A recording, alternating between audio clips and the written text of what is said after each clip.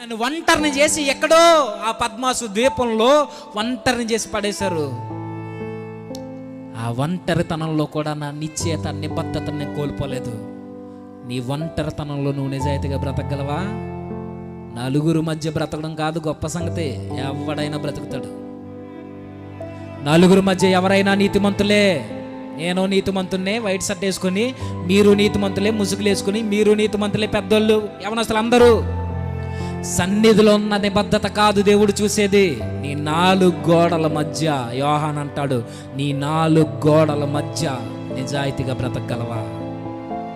నలుగురిలో ఎలా ఉంటున్నావో 4 గోడల మధ్య నువ్వు అలానే ఉండగలవా?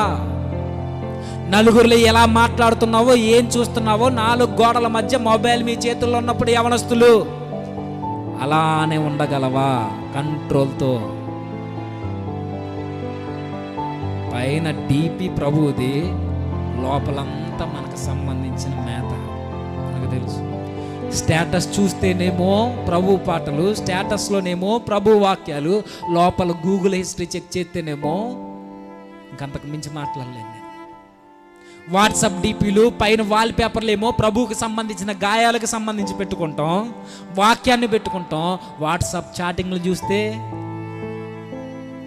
మన బ్రతుకు బయటపడిపోదు.